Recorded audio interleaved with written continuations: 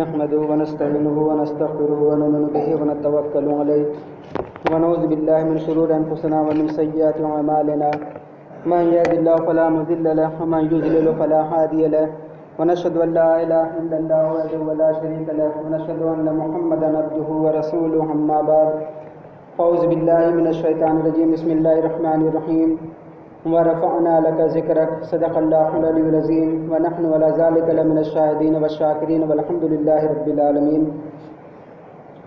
محترم حضرات، آئیے سب سے پہلے ہم اور آپ مل کر بارگاہ رسالت مآب میں درود و سلام کا نذرانہ پیش کریں اور بآواز بلند پڑھیں اللہم صلی علی سیدنا مولانا محمد وعلی آلہ واصحابہ وبارک وسلم صلاۃ و سلام علیک یا رسول اللہ صلی اللہ تعالی علیہ وآلہ وسلم۔ محترم حضرات، پچھلے جمعہ کو میں نے حضور اکرم صلی اللہ علیہ وسلم کے بچپنے کا کچھ واقعہ بیان کیا تھا اور یہ بتایا تھا کہ پچھلے جمعہ کو کہ آپ صلی اللہ علیہ وسلم نے، آپ کی عمر لگ بھگ 2 سال کی تھی، تو آپ نے کہا کہ امی جان یعنی سیدہ حلیمہ سے فرمایا کہ امی جان میں بھی بکریاں چرانے جانا چاہتا ہوں۔ آپ کی امی نے بہت منع کیا، مگر آپ اس طریقے سے جواب دیے کہ سیدہ حلیمہ بکریاں چرانے پر جانے کے لیے راضی ہو گئی۔ جب دوسرا دن آیا، سرکار نے ارادہ فرمایا کہ بھائی کے ساتھ بکریاں چرانے جاؤں، تو سیدہ حلیمہ نے عرض کیا کہ اے میرے چاند، اگر ضرور ہی جانا چاہتے ہو تو آؤ پہلے غسل کر لو۔ میں غسل کرایا، سفید لباس پہنایا، واللیل زلفوں میں کنگھے کی آنکھوں میں سرما لگایا، پھر سرکار کو رخصت کرنے کے لیے گھر سے باہر تشریف لائی۔ پھر اپنے بیٹے عبداللہ سے فرمایا بیٹا اپنے مکی بھائی کا خاص خیال رکھنا، کہیں کوئی تکلیف نہ ہو۔ عرض کی کہ امی جان آپ فکر نہ کریں، میں مکی بھائی کی حفاظت اپنی جان سے زیادہ کروں گا۔ سیدہ حلیمہ نے فرمایا عبداللہ، عرض کیجیے اماں جان۔ فرمایا بیٹا جب بکریاں چرانے جنگل میں جاؤ تو جنگل کے 4 کونے میں سے بائیں طرف نہ جانا۔ یہ ہدایت فرمائی کہ جنگل تو جا تو رہے ہو اپنے مکی بھائی کو لے کر، مگر ان 4 کونوں میں سے بائیں جانب نہ جانا، کیونکہ اس طرف شیر رہتے ہیں، باقی طرف چلے جانا۔ عبداللہ نے فرمایا کہ ٹھیک ہے امی جان، اور ادھر میرے آقا نے ڈنڈا کاندھے پر رکھ لیا، چلنے لگے۔ سبحان اللہ، صدقے جاؤں کملی والے کے چال پر کہ جب بچپن میں چلتا ہے تو ماں دیکھ کر کہتی ہے، بہن دیکھ کر کہتی ہے کہ سبحان اللہ۔ چھوٹے بچے جب چلتے ہیں اپنے ننھے پاؤں پر تو ماں بہن دیکھ کر گھر والے کہتے ہیں کہ سبحان اللہ، لیکن جب اللہ کا حبیب چلا تو عرش سے اللہ تعالیٰ نے فرمایا سبحان اللہ، نورانی مخلوق بولی سبحان اللہ، ادھر حضرت حلیمہ کہتی ہیں سبحان اللہ، صدقے جاؤں اور نثار جاؤں ان راستوں پر جہاں جہاں میرے نبی کے قدم لگے۔ جب سرکار مدینہ علیہ الصلوۃ والسلام بکریاں چرانے کے لیے چلے تو حضرت حلیمہ رضی اللہ تعالی عنہا نے سرکار کا چہرہ انور کو چوما، آنکھوں سے موتیوں جیسے آنسو آ گئے اور سینے سے لگا کر کہا کہ بیٹا اللہ عز و جل حافظ۔ سیدہ نے اپنے بیٹے سے فرمایا کہ عبداللہ، عرض کیجیے امی جان۔ فرمایا بیٹا گرمی ہے، اپنے مکی بھائی کو گرمی سے بچا کر کسی سایہ دار درخت کے نیچے بٹھا دینا تاکہ تیرے مکی بھائی کو کوئی تکلیف نہ ہو۔ عرض کی امی جان آپ گھبرائیں نہیں، میں ایسا ہی کروں گا۔ سرکار دو عالم صلی اللہ علیہ وسلم اپنے رضائی بھائی کے ساتھ بکریاں چرانے جا رہے ہیں۔ وہ کملی والا جس نے معراج کی رات سارے نبیوں کی امامت کرنی تھی، جس کے قدم مبارک جبرائیل علیہ السلام کو چومنے تھے، جس نے بغیر حجاب لامکانوں میں اللہ تعالیٰ کا دیدار کرنا تھا، جو ساری کائنات کا مالک و مختار بن کر آیا تھا، وہ نبی، وہ کملی والا آج اپنی ماں حلیمہ کی بکریاں چرانے جا رہا تھا۔ واہ حلیمہ، تیرے مقدر پر قربان، تیری قسمت پر رشک۔ حضور علیہ السلام اپنے بھائی عبداللہ کے ساتھ جا رہے ہیں۔ جب تک سرکار نظر آتے رہے سیدہ حلیمہ وہیں کھڑی سرکار کو دیکھتی رہی اور دعا کرتی رہی۔ اور فرمایا کہ یا اللہ میرے بیٹے محمد عربی صلی اللہ علیہ وسلم کو اپنی پناہ میں رکھنا، اس کی حفاظت کرنا۔ جب سرکار پہاڑ کی اوٹ میں چھپ گئے، سیدہ حلیمہ اپنے گھر واپس آ گئی۔ سرکار جنگل کی طرف جا رہے ہیں، بکریاں آگے آگے اور اللہ تعالیٰ کا حبیب پیچھے پیچھے۔ قربان جاؤں ان بکریوں پر کہ جن بکریوں کو چرانے والا ایسا پیارا رسول نصیب ہو۔ نبی کریم علیہ السلام اور سیدہ حلیمہ کا بیٹا عبداللہ بکریوں کے پیچھے جا رہے ہیں۔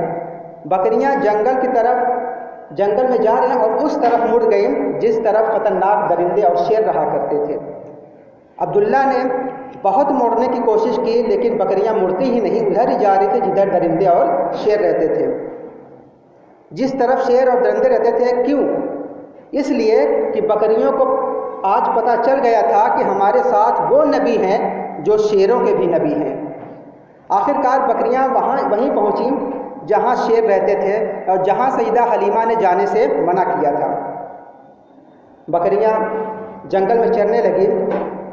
اچانک ایک بہت ہی خطرناک، بہت ہی بڑا شیر خطرناک آواز نکالتا ہوا بکریوں کی طرف دوڑا۔ سیدہ حلیمہ کے بیٹے عبداللہ کی چیخ نکل گئی۔ کملی والے نے فرمایا کہ عبداللہ پریشان کیوں ہو گئے؟ عبداللہ نے کہا کہ سرکار وہ سامنے دیکھو کہ شیر آ رہا ہے، اب بکریاں بھی کھا جائے گا اور ہماری بھی خیر نہیں۔ میری تو خیر ہے، میں آپ کی وجہ سے پریشان ہوں کہ اگر آپ کو کوئی تکلیف پہنچی تو میری ماں جیتے جی مر جائے گی۔ میرے آقا مسکرا پڑے۔ سبحان اللہ، عمر ابھی صرف 2 برس ہے اور صدقے جاؤں سرکار کی جرت پر، بہادری پر، فرمایا عبداللہ گھبراؤ نہیں، بکریاں کھانا تو ایک طرف، ہماری طرف وہ ٹیڑھی منہ کر کے آنکھ اٹھا کر بھی دیکھ نہیں سکتا۔ جب شیر قریب آیا اس کی نگاہ چہرہ والضحیٰ پر پڑی، واللیل زلفوں کو دیکھا، سدرہ کے راہی کو دیکھا، اللہ تعالیٰ کے حبیب کو دیکھا، اس کا سارا خمار اتر گیا، سارا نشہ ختم ہو گیا، سیدھا کملی والے کے قدموں میں آیا اور اسی طرح قدم چومنے لگا جیسے ایک باوفا کتا اپنے مالک کے قدم چومتا ہے، اور زبان حال سے عرض کرتا ہے کہ السلام علیک یا محمد صلی اللہ علیہ وسلم، اے اللہ تعالیٰ کے پیارے نبی، آپ کی خدمت میں میرا سلام عرض ہے۔ شیر جنگل کا خطرناک درندہ، پر اتنی پہچان ہے کہ یہ 2 سال کا بچہ اللہ تعالیٰ کا نبی ہے، رسول ہے۔ خیال کرو کہ جب جنگل کے شیروں کو پتہ کہ یہ بچہ اللہ تعالیٰ کا نبی ہے تو کیا سرکار کو خود پتہ نہیں ہوگا کہ میں اللہ تعالیٰ کا رسول ہوں؟ افسوس ہے ان مسلمانوں پر جو کہتے ہیں کہ ارے نبی کو تو 40 سال تک پتہ ہی نہیں تھا کہ وہ نبی ہے، جب پہلی وحی آئی تب سرکار کو پتہ چلا کہ وہ نبی ہیں۔ اور نادانوں، کچھ تو خیال کرو، سرکار ابھی 2 برس کے ہیں، جنگل کے درندے کملی والے کو سلام کر رہے تھے، اگر تمہیں بھی توفیق ملے کہ تم بھی سلام عرض کیا کرو۔ بہرحال نبی کریم صلی اللہ علیہ وسلم نے اس شیر کے کانوں کو پکڑ لیا، کچھ بات کان میں فرمائی، اور کیا فرمایا ہوگا؟ یہی فرمایا ہوگا کہ اے شیر، تجھے پتہ نہیں کہ یہ بکریاں محمد عربی صلی اللہ علیہ وسلم کی ماں حلیمہ کی بکریاں ہیں، خبردار بھاگ جا، پھر ان بکریوں کی طرف منہ نہ کرنا۔ جب شیر نے کملی والے کا فرمان سنا تو جنگل کی طرف واپس لوٹ گیا۔ میرے دوستوں، یہ تو سرکار کی خود ذات موجود تھی۔ آپ کتابوں کو پڑھ کر دیکھو، غلامان مصطفیٰ علیہ السلام کے سامنے اگر شیر کا نام بھی لے لو تو شیر غلامی کرتا ہوا نظر آتا ہے۔ نبی کریم صلی اللہ علیہ وسلم کے غلام تھے حضرت سفینہ رضی اللہ تعالیٰ عنہ۔ آپ کے اصل نام میں اختلاف ہے۔ ایک مرتبہ نبی پاک صلی اللہ علیہ وسلم اپنے غلاموں کے ساتھ سفر پر کہیں جا رہے تھے۔ حضرت سفینہ نے کملی والے کا سامان مبارک اپنے کاندھے پر اٹھایا ہوا تھا۔ حضرت صدیق اکبر نے فرمایا کہ ارے یار، میرا بھی تھوڑا سا سامان ہے، اپنے اوپر اٹھا لو۔ انہوں نے حضرت ابوبکر صدیق رضی اللہ تعالیٰ عنہ کا بھی سامان اپنے پیٹھ پر لاد لیا۔ حضرت عمر رضی اللہ تعالیٰ عنہ نے بھی ارادہ کیا اور محبت سے کہا کہ میرا سامان بھی اٹھا لو۔ آپ نے کہا کہ تم بھی رکھ دو۔ کئی صحابہ کرام نے حضرت سفینہ کے سر پر اپنا سامان رکھ دیا۔ پھر سرکار صلی اللہ علیہ وسلم کی بارگاہ میں عرض کی کہ آقا ذرا اپنے غلام کو دیکھیے، یعنی صحابہ نے کہا کہ آقا ذرا اپنے غلام کو دیکھیے، سرکار نے دیکھا اور مسکرا کر فرمایا کہ یہ ہمارا سفینہ ہے، یعنی یہ ہماری کشتی ہے سامان اٹھانے والی۔ حضرت سفینہ رضی اللہ تعالیٰ عنہ فرماتے ہیں کہ سرکار کے فرمان پر اللہ تعالیٰ نے مجھے اتنی طاقت عطا فرما دی کہ میں 3 اونٹوں کا بوجھ اکیلا اپنی کمر پر اٹھا لیتا تھا، لیکن مجھے محسوس نہیں ہوتا تھا۔ 3 ہی نہیں بلکہ 7 اونٹوں کا سامان اٹھا لوں تو بھی مجھے بوجھ محسوس نہیں ہوتا تھا۔ سبحان اللہ، کیا شان ہے میرے آقا کی زبان کی جو نکل گیا، اٹل ہو گیا، ہو بھی کیوں نہ کہ محبوب کی زبان پر خالق کائنات جو بولتا ہے۔ تو حضرت سفینہ کی بات کر رہا تھا کہ سرکار کی وفات شریف کے بعد حضرت عمر فاروق رضی اللہ تعالیٰ عنہ کا دور تھا۔ حضرت سفینہ اپنے دستوں کے ساتھ، یعنی ایک سینک تھے، جہاد پر کہیں جا رہے تھے، روم کے علاقے میں کفار سے جنگ کرنے کے لیے گئے ہوئے تھے۔ اتفاق سے وہ اپنے لشکر سے بچھڑ گئے، قافلہ چلا گیا۔ آپ قافلہ کی تلاش کرتے کرتے ایک جنگل سے گزرے، اچانک آپ کے سامنے ایک شیر جھاڑیوں سے نکل آیا۔ جب شیر نے حضرت سفینہ کو دیکھا تو بڑا خوش ہوا کہ آج بنا محنت کے ہی، بنا تکلیف کے ہی مجھے یہ میرا خوراک مل گیا۔ مستی میں آوازیں نکالنے لگا اور دہاڑے مارنے لگا۔ میرے دوستو سوچو، اگر کوئی ہم جیسا ہوتا تو کیا حشر ہوتا سامنے شیر دیکھ کر؟ وضو ٹوٹ جاتا، جسم پر کپ کپی طاری ہو جاتی، موت سامنے آ جاتی، ماں باپ یاد آ جاتے، آنکھوں کے سامنے اندھیرا چھا جاتا۔ کئی ایسے بھی ہے نبی کے مثل بننے والے کہ جو چوہے کو دیکھیں تو گھر چھوڑ کر بھاگتے رہتے ہیں، پر قربان جب نبی پاک صلی اللہ علیہ وسلم کے صحابی پر کہ آپ نے شیر دیکھا، کوئی خوف نہیں، کوئی ڈر نہیں۔ ارے خدا عز و جل سے ڈرنے والے شیروں سے نہیں ڈرا کرتے۔ جب شیر حضرت سفینہ کے بالکل قریب آیا، ارادہ کیا کہ پنجہ ماروں اور شکار کروں، تو حضرت سفینہ نے شیر سے فرمایا کہ اے شیر، میرے نزدیک آنے سے پہلے، میرا شکار کرنے سے پہلے یہ سن لے کہ میں کون ہوں۔ فرمایا میں کملی والے کا غلام ہوں، میں اللہ تعالیٰ کے پیارے رسول صلی اللہ علیہ وسلم کے در کا نوکر ہوں۔ میرے دوستو توجہ کرو، صحابی کیا کہتا ہے کہ میں رسول اللہ صلی اللہ علیہ وسلم کا غلام ہوں۔ اب دیکھیں کہ مشکل وقت ہے، جان جانے کا خطرہ ہے۔ صحابی کو تو چاہیے تھا کہ اس وقت اللہ تعالیٰ کی مدد کا نعرہ لگاتے، یا صحابی شیر کو دیکھ کر کہتے کہ شیر خبردار، میرے نزدیک نہ آنا، میں اللہ تعالیٰ کا غلام ہوں۔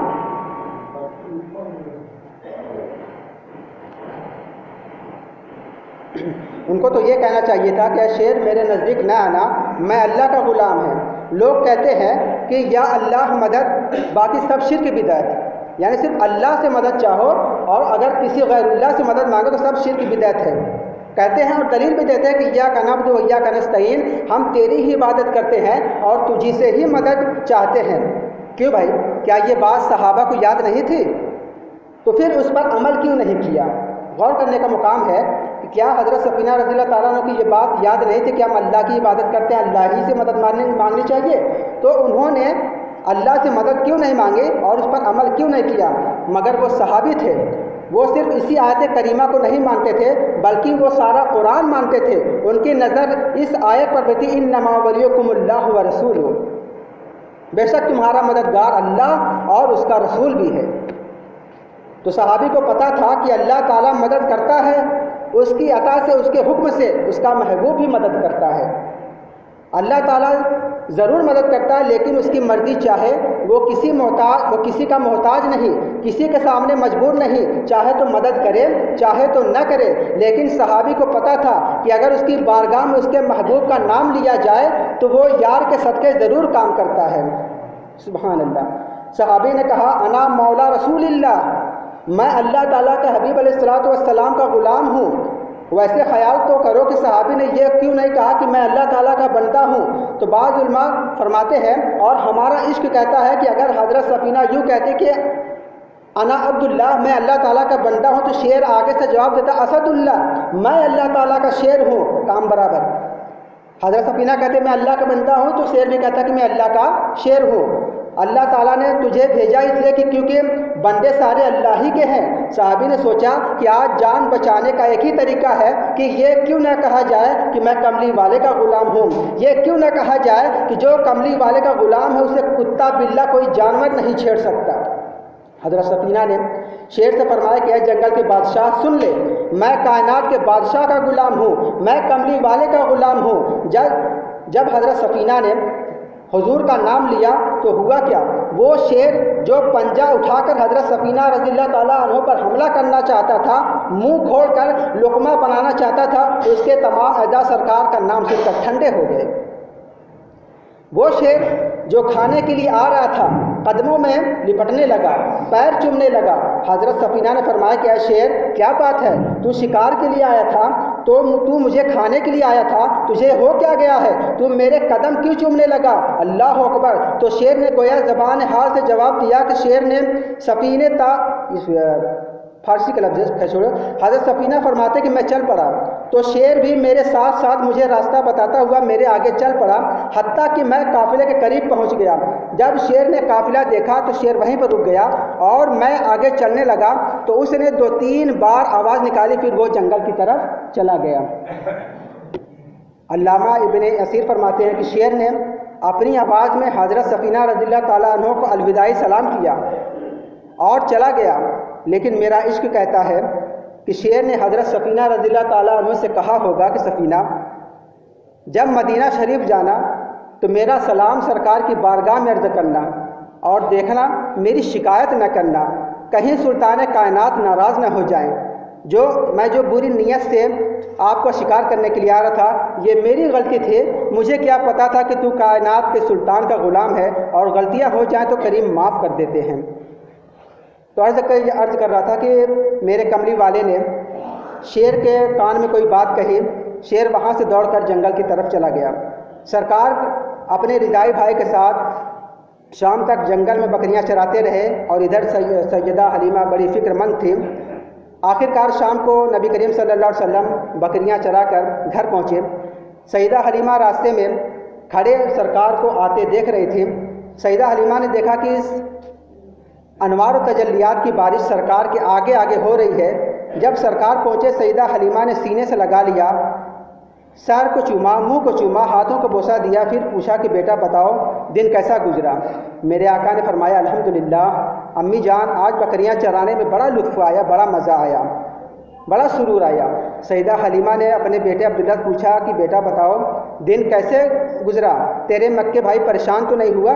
عبداللہ نے کہا کہ امی جان میرے مکے بھائی کی بڑی شان ہے، بڑی مقام ہے، بڑی عظمت ہے۔ فرمایا کیسے؟ عرض کہ امی جان پہلے میں بکریاں چرانے جاتا تھا، سارا دن گرمی اور دھوپ کی شدت برداشت کرتا تھا، لیکن آج بھائی کے صدقے گرمی کا پتہ ہی نہیں چلا۔ فرمایا بیٹا کیسے؟ عرض کہ امی جب ہم یہاں سے چلے تو سورج اپنی آب و تاب کے ساتھ چمک رہا تھا، لیکن جب ہم جنگل کی طرف چلے تو میں نے دیکھا کہ بادل کا ایک ٹکڑا میرے مکی بھائی پر سایہ کر لیا، جب تک سورج رہا بادل سر سے ہٹا نہیں۔ جب مکی بھائی ٹھہر جاتے تو بادل بھی ٹھہر جاتا، جب یہ چلتے تو بادل بھی چل پڑتا۔ امی جان جب میرے مکی بھائی کے قدم پتھروں پر پڑتے تو وہ آٹے کے مانند نرم ہو جاتے، جب زمین پر قدم پڑے تھے تو اسی وقت بھائی کے قدموں کی برکت سے ہریالی اگاتی۔